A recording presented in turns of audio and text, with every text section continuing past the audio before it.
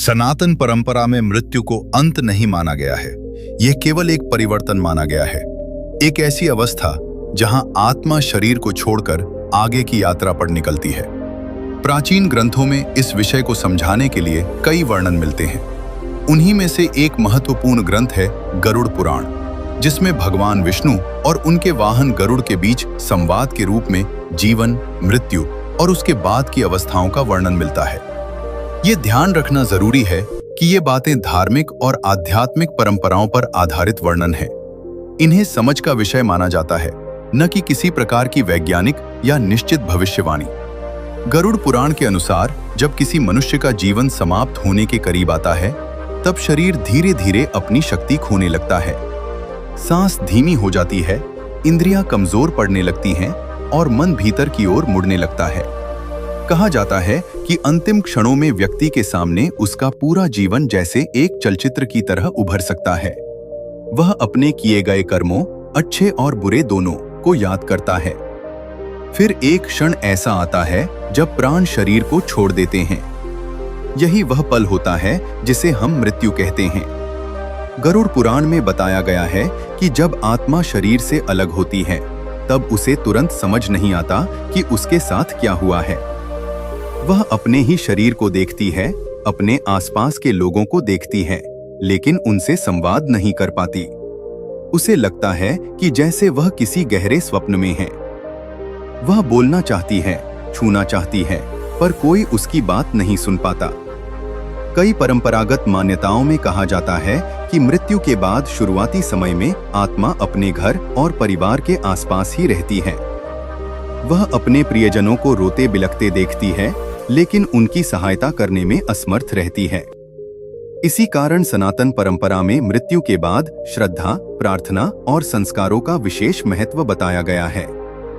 माना जाता है कि ये कर्म आत्मा की आगे की यात्रा के लिए शांति और सहारा देने वाले होते हैं। गरुड़ पुराण में यह भी वर्णन मिलता है कि मृत्यु के बाद आत्मा एक सूक्ष्म शरीर में रहती है। यह शरीर भौतिक शरीर की तरह दिखाई नहीं देता, लेकिन आत्मा उसी के माध्यम से अनुभव करती है। इस अवस्था में आत्मा को धीरे धीरे यह समझ आने लगता है कि वह अब पहले की तरह संसार में नहीं रह सकती। उसे आगे बढ़ना होगा। कथाओं में बताया गया है कि कुछ समय बाद आत्मा के सामने दो दूत प्रकट होते हैं, जिन्हें यमदूत कहा गया है। इनका कार्य आत्मा को उसके अगले पड़ाव तक ले जाना माना जाता है।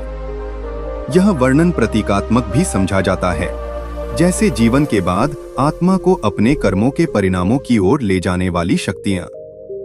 गरुड़ पुराण में कहा गया है कि हर आत्मा की यात्रा एक जैसी नहीं होती। यह उसके कर्मों, विचारों और जीवन के आचरण पर निर्भर बताई गई है। यदि किसी ने अपने जीवन में दया, सत्य और धर्म का पालन किया हो, तो उसकी यात्रा अपेक्षाकृत शांत बताई गई है। वहीं जिन लोगों के कर्मों में अधिक स्वार्थ, हिंसा या अन्याय रहा हो, उनके लिए यह यात्रा कठिन कही गई है। यहाँ यह बात समझना जरूरी है कि इन वर्णनों का उद्देश्य डर पैदा करना नहीं है, बल्कि मनुष्य को यह समझाना है कि उसके कर्मों का महत्व कितना बड़ा है। हम जो भी करते हैं, उसका प्रभाव केवल इस जीवन तक सीमित नहीं माना गया, बल्कि आगे की अवस्थाओं से भी जोड़ा गया है। इसी कारण सनातन ग्रंथों में बार बार यह कहा गया है कि मनुष्य को अपने जीवन में सदाचार, करुणा और सत्य का पालन करना चाहिए। मृत्यु के बाद की इस प्रारंभिक अवस्था में आत्मा को अपने जीवन की स्मृतियां भी याद आती हैं। वह देखती है कि उसने किन लोगों की मदद की, किन्हें दुख पहुंचाया और कहां वह बेहतर निर्णय ले सकता था।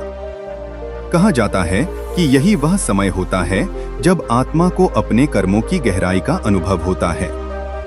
कुछ परंपरागत कथाओं में यह भी बताया गया है कि इस अवधि में परिवार द्वारा किए गए कर्म, जैसे प्रार्थना, दान या श्रद्धा से किए गए संस्कार, आत्मा को मानसिक शांति देने वाले माने जाते हैं। हालांकि इन बातों को आस्था और परंपरा के रूप में ही समझना चाहिए। समय बीतने के साथ आत्मा को धीरे धीरे यह स्वीकार करना पड़ता है कि उसका पुराना जीवन समाप्त हो चुका है। अब उसे एक नई यात्रा की ओर बढ़ना है, एक ऐसी यात्रा जिसमें उसके कर्मों का लेखा जोखा सामने आने वाला होता है। गरुड़ पुराण में कहा गया है कि इसी यात्रा के दौरान आत्मा को अपने कर्मों के परिणामों को समझने का अवसर मिलता है। यही वह चरण है जहां से आत्मा को अगले लोक की ओर ले जाने की प्रक्रिया शुरू होती है। और जब आत्मा इस यात्रा पर आगे बढ़ती है, तब उसके सामने एक ऐसा मार्ग खुलता है जिसके बारे में कहा जाता है कि वह मनुष्य के जीवन के हर कर्म को दर्शाता है। और जब आत्मा इस यात्रा पर आगे बढ़ती है, तब उसके सामने एक ऐसा मार्ग खुलता है जिसके बारे में कहा जाता है कि वो मनुष्य के जीवन के हर कर्म को दर्शाता है। गरुड़ पुराण में इस अवस्था को एक ऐसी यात्रा के रूप में बताया गया है जिसमें आत्मा धीरे धीरे अपने कर्मों के प्रभाव को समझती है। ये कोई अचानक होने वाली प्रक्रिया नहीं मानी गई, बल्कि एक क्रमिक अनुभव बताया गया है। कहा जाता है कि जब आत्मा अपने पुराने शरीर और घर से दूर जाने लगती है, तब उसे अपने जीवन की बहुत सी घटनाएं याद आने लगती हैं। जिन लोगों के साथ उसने प्रेम से व्यवहार किया, जिनकी उसने सहायता की और जिनके साथ उसने कठोर व्यवहार किया, ये सब स्मृतियां एक एक करके सामने आने लगती हैं। सनातन परंपरा में कर्म का सिद्धांत बहुत महत्वपूर्ण माना गया है। इसका अर्थ ये बताया गया है कि हर कर्म का कोई न कोई परिणाम होता है। ये परिणाम कब और कैसे सामने आएगा, इसका वर्णन अलग अलग ग्रंथों में अलग तरीकों से मिलता है। गरुड़ पुराण के वर्णनों में बताया गया है कि मृत्यु के बाद आत्मा को एक ऐसे लोक की ओर ले जाया जाता है जहां उसके जीवन के कर्मों का लेखा जोखा समझाया जाता है। इस प्रक्रिया को कई कथाओं में यमलोक की यात्रा के रूप में बताया गया है। इन वर्णनों में यमराज को न्याय और संतुलन के प्रतीक के रूप में प्रस्तुत किया गया है। यह भी कहा गया है कि उनके साथ चित्रगुप्त नामक देवता का उल्लेख मिलता है, जिन्हें कर्मों का लेखा रखने वाला माना गया है। यहाँ यह समझना आवश्यक है कि इन बातों को धार्मिक प्रतीकों के रूप में भी देखा जाता है। इनका उद्देश्य मनुष्य को यह समझाना है कि जीवन में किए गए कर्मों का महत्व बहुत बड़ा है और हर कार्य का प्रभाव पड़ता है। गरुड़ पुराण के अनुसार जब आत्मा इस स्थान तक पहुंचती है, तब उसे अपने जीवन की पूरी यात्रा का सामना करना पड़ता है। वह देखती है कि उसने किन परिस्थितियों में क्या निर्णय लिए और उन निर्णयों से दूसरों पर क्या प्रभाव पड़ा। यह वर्णन कई लोगों के लिए एक गहरी सीख के रूप में माना जाता है, क्योंकि इससे यह संदेश मिलता है कि मनुष्य का हर व्यवहार, हर शब्द और हर कर्म किसी न किसी रूप में महत्व रखता है। कुछ कथाओं में यह भी बताया गया है कि आत्मा को अपनी गलतियों को समझने का अवसर मिलता है। यदि उसने किसी को दुख पहुंचाया हो, तो उसे उस पीड़ा का अनुभव समझने का अवसर मिलता है। इसी तरह यदि किसी ने दया, करुणा और सेवा का मार्ग अपनाया हो, तो उसके सकारात्मक प्रभाव भी सामने आते हैं। इन सब वर्णनों का उद्देश्य यह बताना माना जाता है कि जीवन केवल अपने लिए जीने का नाम नहीं है। मनुष्य का व्यवहार समाज